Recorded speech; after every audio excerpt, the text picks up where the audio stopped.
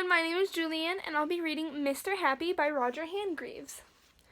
On the other side of the world, where the sun shines hotter than here, and where the trees are 100 feet tall, there is a country called Happyland. Everybody who lives in Happyland is happy all day long. Wherever you go, you see happy, smiling faces all around.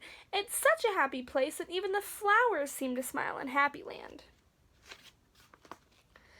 As well as all the people being happy, all the animals in Happyland are happy as well.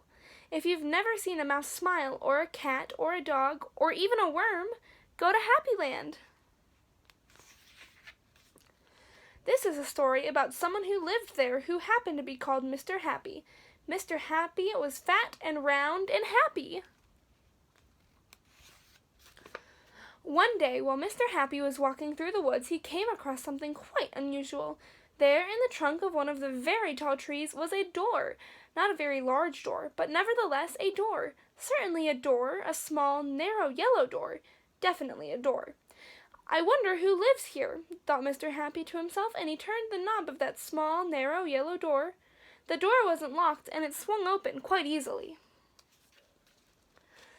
Just inside the small, narrow, yellow door was a small, narrow, winding staircase leading downwards. Mr. Happy squeezed his rather large body through the rather thin doorway and began to walk down the stairs. The stairs went round and round and round and down and down and round and down and down and round. Eventually, after a long time, Mr. Happy reached the bottom of the staircase. He looked around and saw there in front of him was another small, narrow door, but this one was red.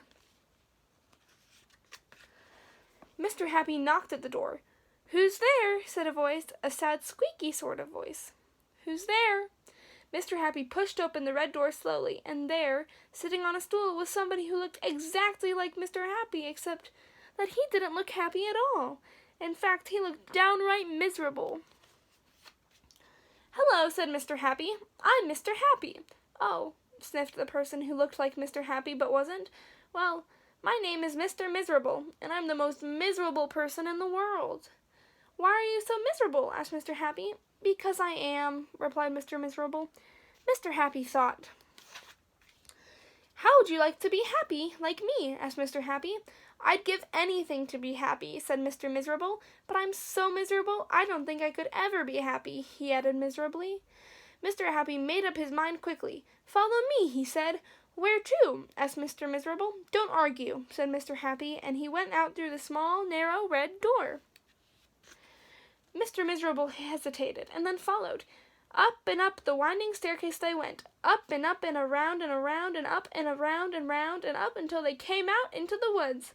"Follow me," said Mr. Happy again, and they both went through the woods back to Mr. Happy's cottage. Mr. Miserable stayed in Mr. Happy's cottage for quite some time, and during that time the most remarkable thing happened. Because he was living in Happyland, Mr. Miserable ever so slowly stopped being miserable and started being happy. His mouth stopped turning down at the corners, and ever so slowly it started turning up at the corners, and eventually Mr. Miserable did something that he had never done before in his entire life. He smiled, and then he chuckled, which turned into a giggle and became a laugh, a big, booming, hearty, huge, giant, large, enormous laugh. And Mr. Happy was so surprised that he started to laugh too, and both of them laughed and laughed. They laughed until their sides hurt and their eyes watered. Mr. Miserable and Mr. Happy laughed and laughed and laughed, and because they were laughing so much, everybody who saw them started laughing as well. Even the birds in the trees started to laugh at the thought of somebody called Mr. Miserable who couldn't stop laughing. And that's the end of the story, except to say that if you ever feel as miserable as Mr. Miserable used to, you know exactly what to do, don't you? Just turn your mouth up at the corners. Go on. And that was Mr. Happy by Roger Hargreaves.